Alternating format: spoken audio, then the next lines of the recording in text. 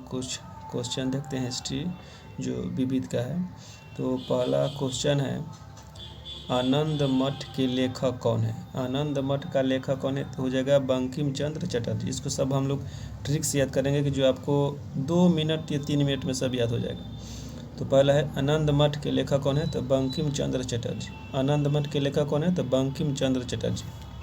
देखिए इसको ऐसे याद करेंगे, जैसे आनंद मठ, आनंद मठ, आनंद कब आएगा? जब चटनी खाएंगे तो आनंद आएगा। क्या खाएगा? चटनी खाने पर आनंद आता है ज़्यादा। तो पूछेंगे कि आनंद मठ का लेखक कौन है? तो बंकिम चंद्र चटर्जी। चटनी खाने पर क्या आता है? आनंद आता है। तो चटनी खाने पर आनंद आता है, तो पूछेंगे आनंद मठ का लेखक कौन है? तो बंकिम चंद्र चटर्जी हो गया। इसी में अगला क्वेश्चन देखते हैं। सेकंड नंबर क्वेश्चन है कि भूदान आंदोलन किसने प्रारंभ किया था? भूदान आंदोलन किसने प्रारंभ किया था? तो भूदान आंदोलन प्रारंभ किया था विनोबा भावे। किसने किया था? विनोबा भावे। इसको कैसे याद करेंगे? तो इसमें देखना है कि जो भूमि आपने दान कर दिया, जो भूमि आपने दान कर दिया उसका भाव नहीं देखा जाता है। अब क्या, आपने इस भूमि को दान कर दिया तो उसका भाव थोड़ी देखेंगे। तो पूछेगा कि भूदान आंदोलन किसने प्रारंभ किया था? तो विनोबा भावे। किसने प्रारंभ किया था? विनोबा भावे। नेक्स्ट अगला क्वेश्चन है 3 नंबर, लाइफ डिवाइन पुस्तक के लेखक कौन है? तो लाइफ डिवाइन पुस्तक के लेखक हो जाएंगे अरविंद घोष। कौन हो जाएगा? अरविंद घोष। इसको देखिए कैसे याद करेंगे। तो बोल रहा है कि लाइफ डिवाइन पुस्तक के लेखक कौन है? तो क्या हो जाएगा? अरविंद घोष। तो याद रखिए, हमेशा लाइफ में अपने कैसा रहना है? बिंदास। हमेशा लाइफ में कैसा रहना है? बिंदास रहना है। ठीक है। तो पूछेगा लाइफ डिवाइन पुस्तक का लेखक कौन है? अरविंद घोष। तो लाइफ में हमेशा बिंदास रहना है। कैसा रहना है? बिंदास रहना है। तो इसका आंसर हो जाएगा अरविंद घोष। अरविंद घोष। ठीक है। अगला क्वेश्चन देखते हैं। 4 नंबर है कि बंगाल की एशियाटिक सोसाइटी के प्रवर्तक कौन थे, यानी कि संस्थापक कौन थे? तो इसका हो जाएगा सर विलियम जोन्स। कौन हो जाएगा? Sir William Jones. ठीक है, सर विलियम जोन्स। तो इसको देखिए कैसे याद करेंगे। तो इसको याद करना है, याद रखिए इसमें है सोसाइटी। तो सोसाइटी में क्या होना चाहिए? सोसाइटी में जोश होना चाहिए। सोसाइटी में क्या होना चाहिए? जोश, कि कोई भी काम आए उसको हम लोग जल्द से कर दें। सोसाइटी में क्या होना चाहिए? जोश होना चाहिए, कि कोई भी कार्य आए सरकार की ओर से तो हम लोग जल्द से जल्द करवा लें। कि सोसाइटी में क्या होना चाहिए? जोश होना चाहिए। तो पूछेगा बंगाल की एशियाटिक सोसाइटी के प्रवर्तक कौन थे? तो सर विलियम जोन्स। सोसाइटी में क्या होना चाहिए? जोश होना चाहिए। ऐसे आप याद कर सकते हैं। अगला क्वेश्चन देखते हैं 5 नंबर। 5 नंबर है, भारत की संविधान सभा किसके अनुसार गठित की गई थी? तो ये हो जाएगा कैबिनेट मिशन योजना। कैबिनेट मिशन योजना यानी कि संविधान सभा को बनाने के लिए क्या चाहिए? कैबिनेट बनाना पड़ता है। संविधान को बनाने के लिए क्या बनाना पड़ता है? कैबिनेट। तो इसके आंसर हो जाएगा कैबिनेट मिशन। ठीक है। 6 नंबर क्वेश्चन देखते हैं। प्रथम भारतीय नोबेल पुरस्कार विजेता कौन थे? प्रथम भारतीय नोबेल पुरस्कार विजेता कौन थे?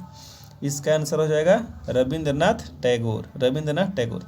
इसको ऐसे याद कीजिए कि जब भी किसी को नोबेल पुरस्कार मिलेगा, क्या नोबेल पुरस्कार मिलेगा, तो उसके देखिएगा उसके शर्ट पर टैग लगाया जाता है। क्या लगाया जाता है? टैग लगाया जाता है। तो पूछेगा प्रथम भारतीय नोबेल पुरस्कार किसे दिया गया था? तो रविंद्रनाथ टैगोर। कैसे याद करेंगे? तो टैग लगाया जाएगा। जब भी पुरस्कार मिल गया तो क्या लगाएंगे? टैग लगाएंगे। तो रविंद्रनाथ टैगोर। अब 7 नंबर क्वेश्चन है कि हमारा राष्ट्रीय गीत वंदे मातरम कहाँ से लिया गया है? तो वंदे मातरम कहाँ से लिया गया है? तो आनंद मठ से। कहाँ से लिया गया है? आनंद मठ। अभी ऊपर बताए थे कि आनंद कब आएगा? जब चटनी खाएंगे तो आनंद आएगा। तो कौन चटनी बनाता है ज़्यादा घर में? तो माँ बनाती है, माता बनाती हैं। तो माता चटनी ज़्यादा बनाती हैं। तो पूछेंगे वंदे मातरम कहाँ से लिया गया है? तो आनंद मठ से। कहाँ से लिया गया है? आनंद मठ से। ठीक है। अगला क्वेश्चन 8 नंबर है, भारत का राष्ट्रीय पंचांग किस संवत से आधारित है? भारत का राष्ट्रीय पंचांग किस संवत पर आधारित है? तो इसका आंसर हो जाएगा शक संवत। किस पर? शक संवत। इसको ऐसे याद करेंगे, जैसे कि हम लोग बाजार में जाते हैं तो देखते हैं कि कोई हमारा साथी भेटा जाता है तो उस पर शक होता है कि हम इसको पहचान रहे थे, हम इसको पहचान रहे हैं, तो उस पर शक होता है, यानी कि शक होता है, यानी कि क्या कि हम पहचानते हैं, उस पर शक होता है कि हम उसको क्या कर रहे हैं, पहचान रहे हैं। तो इसको ऐसे याद कर सकते हैं। पूछेगा भारत का राष्ट्रीय पंचांग किस सम्मत पर आधारित है, तो शक सम्मत पर। क्या कैसे, तो हम लोग जब अभी पता है कि बाजार में जाते हैं तो उस पर शक होता है, क्या कैसे शक होता है कि हम उसको पहचान रहे हैं, तो शक सम्मत से, किससे, शक सम्मत से। चलिए नेक्स्ट अगला क्वेश्चन 9 नंबर है, थोड़ा छोटा कर लेते हैं।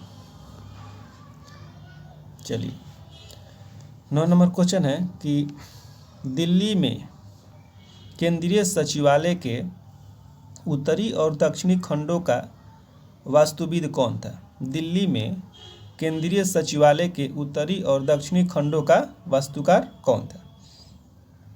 इसको कैसे याद करेंगे, इसको याद करना है, इसका आंसर हो जाएगा, बता देते हैं, एडवर्ड लुटियंस। कौन हो जाएगा, एडवर्ड लुटियंस। इसको याद रखना कि जब भी सचिवालय के उत्तरी और दक्षिणी खंडहरों में जाएंगे तो यहाँ पर क्या मची रहती है, तो लूट मची रहती है।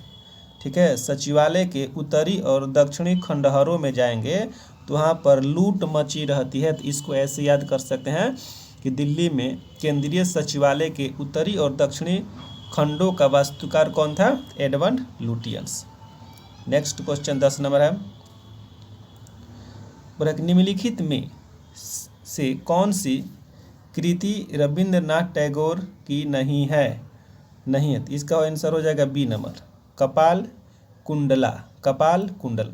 इसको भी याद करना है, जब भी कोई अनाथ हो जाता है तो उसकी कपार मुंडवा दी जाती है, उसकी कपार मुंडवा दी जाती है, तो इसको ऐसे याद कर सकते हैं, कपाल कुंडला हो जाएगा। ठीक है, जब भी कोई अनाथ हो जाता है तो उसकी कपार को मुंडवा दिया जाता है, तो कपार कुंडला हो जाएगा। कौन हो जाएगा, कपार कुंडला, जो कि रविंद्रनाथ टैगोर की कृति नहीं है। नेक्स्ट क्वेश्चन है 11 नंबर, चलो आगे देखते हैं। बोला कि भारत की शासन व्यवस्था में पहली बार प्रतिनिधि एवं लोकप्रियता तत्व को समर्पित करने का प्रयास किस माध्यम से किया गया था, तो हो जाएगा बी नंबर आंसर, 1892 का भारतीय परिषद अधिनियम, 1892 का भारतीय परिषद अधिनियम। इसको कैसे याद करेंगे, देखिए, जब भी किसी भी प्रतिनिधि को लोकप्रिय होना हो, किसी भी प्रतिनिधि को लोकप्रिय होना हो तो अपने क्षेत्र में बार बार जाना पड़ता है, बार बार जाना पड़ता है, यानी कि 1892 किसी भी प्रतिनिधि को लोकप्रिय होना हो तो क्या होगा, उसको अपने क्षेत्र में बार बार जाना पड़ेगा, यानी कि 1892 यानी कि 1892 हो जाएगा। जब भी किसी भी प्रतिनिधि को लोकप्रिय होना हो तो अपने क्षेत्र में क्या करना पड़ेगा, बार बार जाना पड़ेगा, यानी कि 1892 याद रखना है, 1892 बार बार जाना, ठीक है, 1892। ठीक है, अगला 12 नंबर क्वेश्चन है, 12 नंबर क्वेश्चन है, किस गवर्नर के कार्यकाल के दौरान 1921 में कलकत्ता में विक्टोरिया मेमोरियल हॉल का निर्माण कार्य पूरा हुआ। किस गवर्नर के कार्यकाल में, तो हो जाएगा रीडिंग, किसके कार्य में, रीडिंग। याद रखेंगे इसको ऐसे, जब भी कोई नया हॉल बनता है, तो उसमें हम लोग बिजली का एक रीडिंग मीटर लगवाते हैं। क्या लगाते हैं, रीडिंग मीटर लगाया जाता है, जिससे कि बिजली की रीडिंग को बता सके कितना रीडिंग हुआ। इसको ऐसे लगा सकते हैं कि जब भी कोई नया हॉल बनवाएंगे तो उसमें रीडिंग मीटर लगवाते हैं। क्या लगवाते हैं, बिजली रीडिंग मीटर। तो इसको याद रख सकते हैं, जब भी कोई नया हॉल बनेगा तो रीडिंग मीटर लगवाते हैं। पूछ देगा कलकत्ता में विक्टोरिया मेमोरियल हॉल का निर्माण किसके कार्य में पूरा होता है, तो रीडिंग के कार्य में। किसके कार्य में, रीडिंग के कार्य में। ठीक है, अगला क्वेश्चन 13 नंबर है, नई दिल्ली शहर के रूपांकन में कौन शामिल था। नई दिल्ली शहर के रूपांकन में कौन शामिल था, तो नई दिल्ली शहर के रूपांकन में कौन शामिल था। इसका आंसर हो जाएगा ए नंबर, एडवर्ड्स लुटियंस और एडवर्ड बेकर। एडवर्ड्स लुटियंस और एडवर्ड बेकर। इसको कैसे याद करेंगे, यदि किसी लड़की का बेकार रूप देखे तो उसको मत लूटिए। यदि किसी लड़की का बेकार रूप देखिए तो मत लूटिए। तो ये हो जाएगा एडवर्ड लुटियंस और एडवर्ड बेकर। यदि किसी लड़की का बेकार रूप देखिए तो मत लूटिए, तो हो जाएगा नई दिल्ली शहर के रूपांकन में कौन शामिल था, एडवर्ड लुटियंस और एडवर्ड बेकर। अगला क्वेश्चन है 14 नंबर, इसका देखते हैं। किसने 1898 ईस्वी में बनारस सेंट्रल हिंदू कॉलेज स्थापित किया, जो बनारस हिंदू विश्वविद्यालय का केंद्र बना? तो हो जाएगा एनी बेसेंट। कौन हो जाएगा? Annie Besant. इसको कैसे याद करेंगे? तो इसको ऐसे याद करना है, सेंट, सेंट्रल के अंदर सेंट से, सेंट मारने वाला आदमी कभी भी बिना सेंट का नहीं रख सकता। सेंट मारकर घूमने वाला आदमी कभी भी बिना सेंट मारे हुए नहीं घूम सकता है। तो यानी कि पूछेगा बनारस में सेंट्रल हिंदू कॉलेज स्थापित किया था, जो बनारस हिंदू विश्वविद्यालय का केंद्र बने? किसने? Annie Besant. ठीक है, अब देखते हैं आप लोगों का इसका ऑब्जेक्टिव लगाते हैं, आप लोगों को खुद ब खुद याद हो गया है। ठीक है, चलिए फर्स्ट क्वेश्चन है, आनंद मठ के लेखक कौन है? आनंद मठ का लेखक अभी बताए थे कि आनंद का खाने पर आएगा चटनी, तो हो जाएगा आनंद मठ के लेखक बंकिम चंद्र चटर्जी। दूसरा क्वेश्चन है, भूदान आंदोलन किसने प्रारंभ किया था?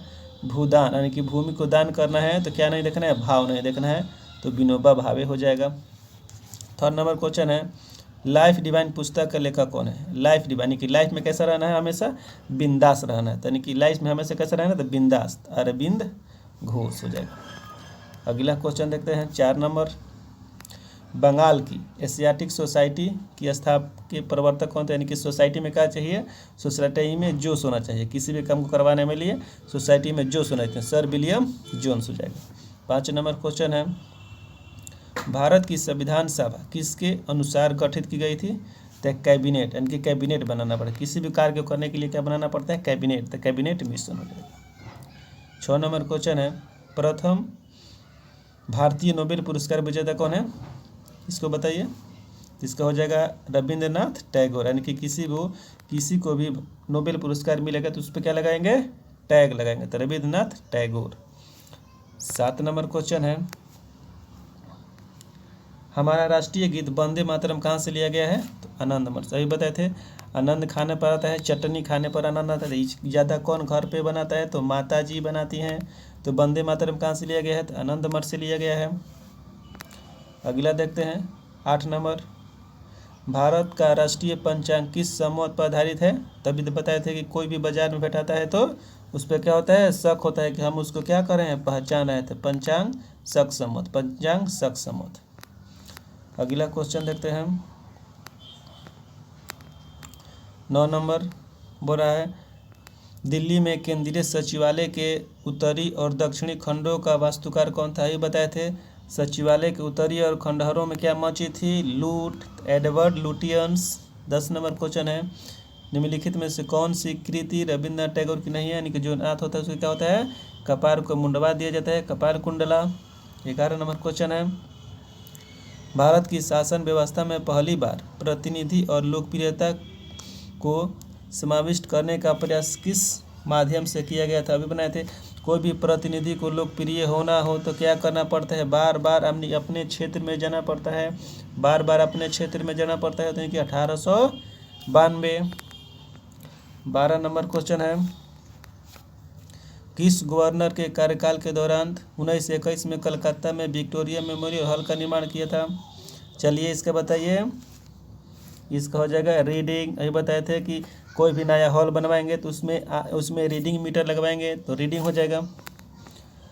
अगला है 13 नंबर, नई दिल्ली शहर के रूपांकन में कौन शामिल था? तो इसको भी बताए थे कि यदि किसी लड़के का बेकार रूप देखे तो मत लूटिए, तो हो जाएगा एडवर्ड लुटियंस और एडवर्ड बेकर। अगला क्वेश्चन देखते हैं 14 नंबर, किसने 1898 में बनारस में सेंट्रल हिंदू कॉलेज स्थापित किया था, जो बाद में बनारस हिंदू विश्वविद्यालय केंद्र बना? अभी बताए थे कोई भी मनुष्य यदि सेंट मारने वाला है तो हमेशा बिना सेंट मारे हुए नहीं रह सकता है, तो एनी बेसेंट। इस तरह आपको याद कर सकते हैं। यदि ऐसा वीडियो और चाहिए तो कमेंट कीजिए और